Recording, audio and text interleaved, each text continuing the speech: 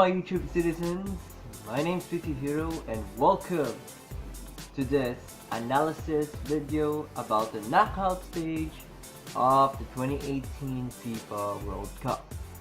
In this video, I'm gonna discuss about the matchups on the brackets on the left side and the right side of the bracket. How will they fare out? Who am I gonna root for? And who are favorites to win? Let's get it started. Many upsets happened in the World Cup. Many notable teams are out of the World Cup, like Egypt, Peru, Australia. You also got Nigeria from Africa, especially on the Group F. That's Germany. Germany's out. Germany's out of the World Cup for the first time since 1988, and that's a shocking moment for me. I never thought Germany. When the first time I saw the lineup of Germany, I was thinking, where are the notable players? Where are those good players? Where is Leroy Sané on the lineup? Why he's not there? That's what I'm wondering. But in the end, they're not going. They did not perform well, and they get their results, and that is they're going up. There's also Senegal, and that's that.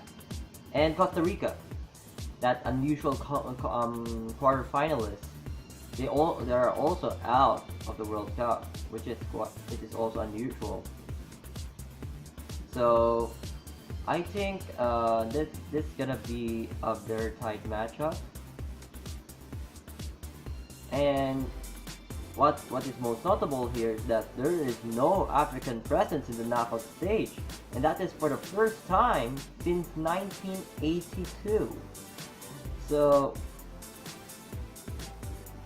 it's a surprising bracket, actually. When I saw the first time the brackets, I think one side I would call it the half of death, and the second half I would call it the half of life. So let's see the bracket, shall we? First, let's start with the left side of the bracket. The left side of the bracket, let's start with Uruguay versus Portugal, the winners of Group A versus the runners-up of Group B. For me, this will be very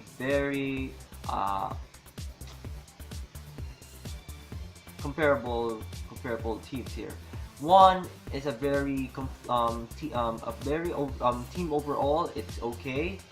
Fine, they are in good form. They win all their games on the group. They got the best defense in the tournament so far, with all their games winning in clean sheets. They got players like Luis Suarez and Edison Cavani leading out the attack. They got a defender like Diego Godin who's defending, and they got a young goalkeeper named Fernando Muslera who's defending the net so well. Meanwhile, in Portugal, they got their talisman. They got Cristiano Ronaldo, CR7. Although they are monikered a one-man army here. Well, that one-man army did manage to go through to the knockout stage. They already won the Euro 2016 title with CR7 on the helm, although he did not play in the final, but his teammates stepped up when it matters.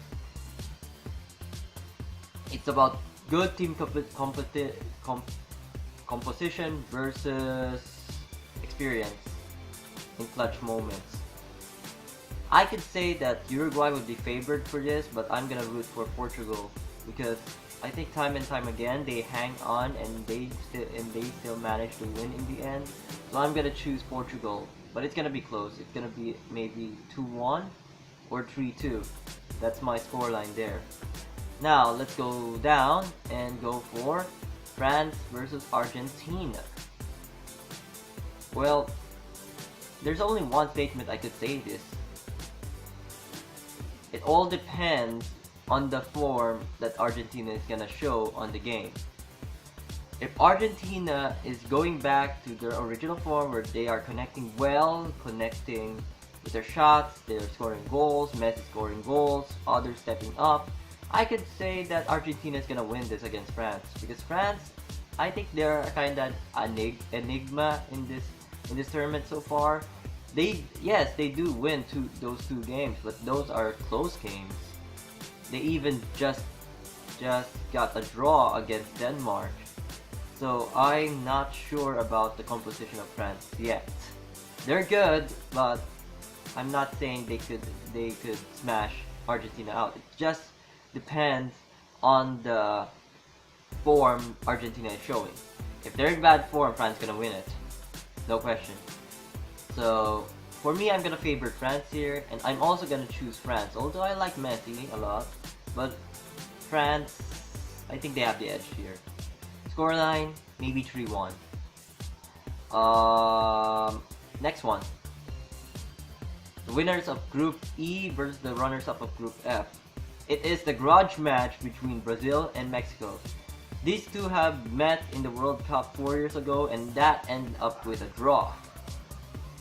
So I felt it's gonna be close, but I think both sides are good. Both sides are good there. The only problem here would be they're not consistent. Mexico, I know they're on the run, but the problem with that is they lost to Sweden in a big fashion, so they need to recover their form from their games from South Korea and Germany if they want to have a chance against Brazil. For me, they got the composition well. They have good players, but I think it's gonna be down to the defenders. It's gonna be down to the defenders, alright. But I think the key factor of Brazil is not Neymar, but it's gonna be Philippe Coutinho. He scored a spectacular goal against Switzerland.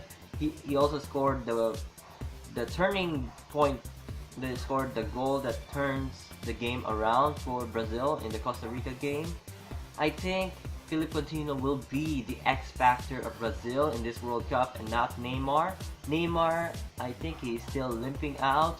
I still felt, yes, he did score in the last game, but I just want to see him more of that game if he wants to get back that, I could say, the top gun of Brazil. At the moment, it's Philippe Coutinho, so that's my opinion. Now that on the last matchup on the left side of the bracket, Belgium versus Japan. The winners of Group H versus the losers, the runners-up of, the winners of Group G and the runners-up of Group H. So Belgium, they are a complete team. They have good players there. They got Eden Hazard, the captain.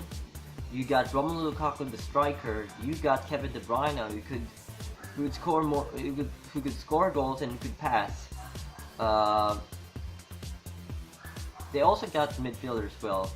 Marouane Fellaini, he could score goals with a head because he's tall. Then you got good defenders there, especially you got a goalkeeper, an experienced goalkeeper named Thibaut Courtois. Here, Japan, they lost to Poland, but I think they need to go back to their original form there. Experienced players need to step up for Japan. They need to improve their defense and improve their center backs. And Kawashima needs to do what he needs to do. So it's gonna be a goalkeeping battle here. It's gonna be Kawashima versus Courtois on that matchup. I'm gonna favor Belgium here to go to the quarterfinals, but I'm gonna say that Japan, you're the last hope of Asia, I think. And I'm gonna root a little bit for Japan because I like underdogs. So that's for the left side of the bracket. Now let's go to the right side of the bracket. So on the right side of the bracket, let's start with the winners of Group B versus the runners-up of Group A. It's gonna be the 2010 World Cup champion Spain versus the host nation Russia.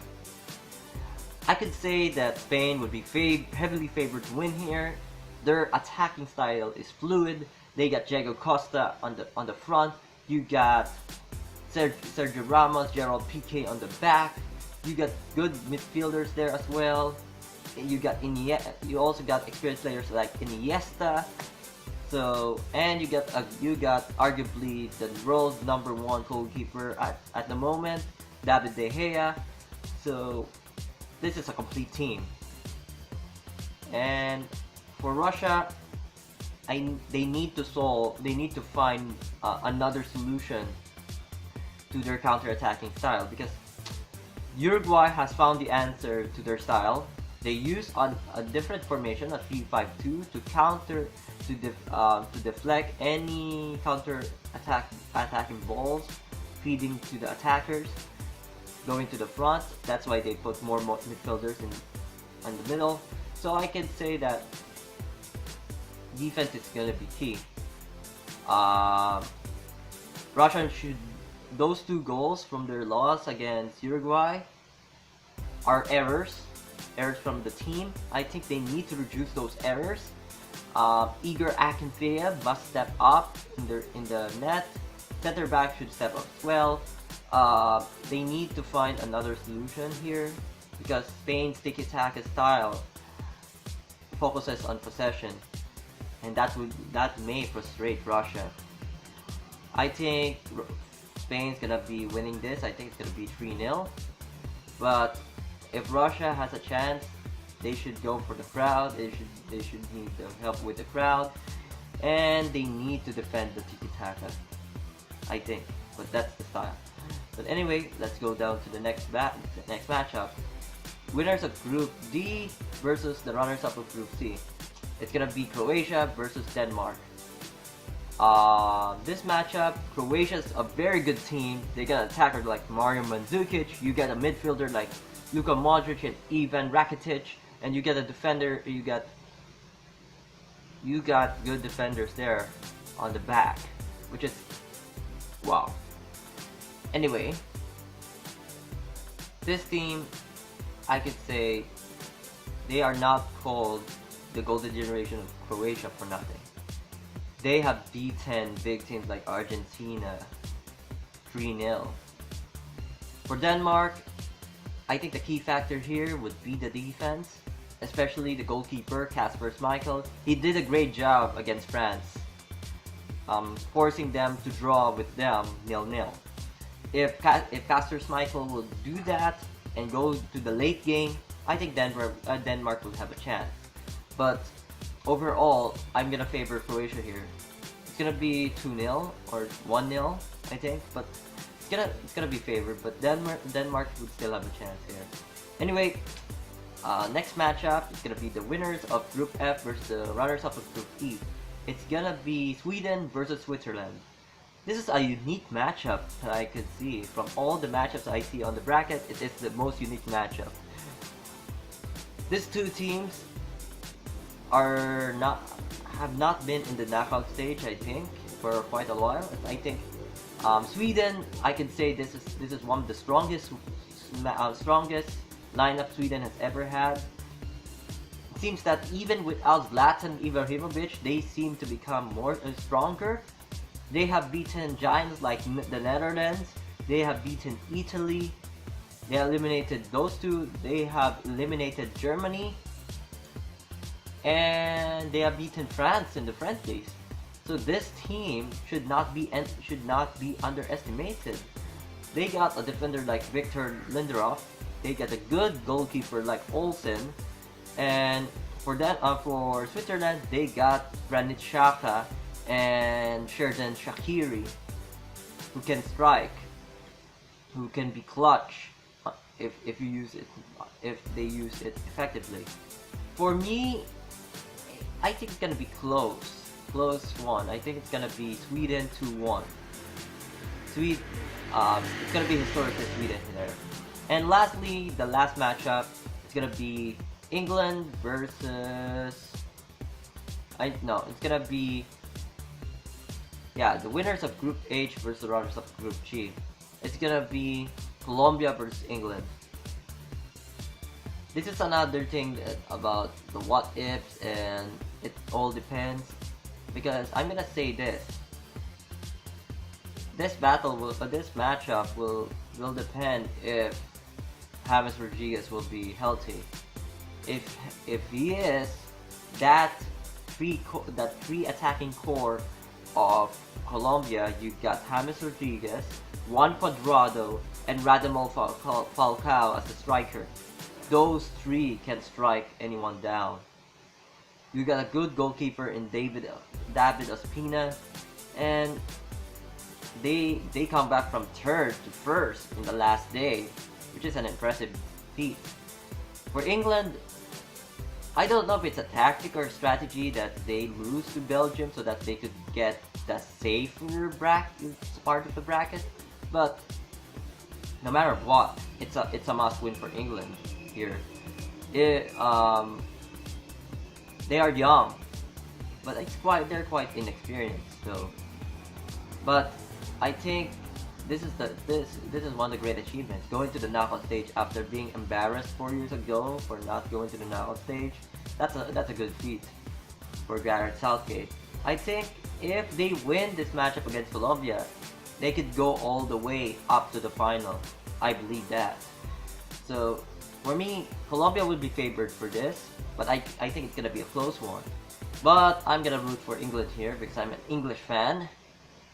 So sorry Colombia fans there, and sorry for some fans who will root for Colombia. But I'm gonna root for England here.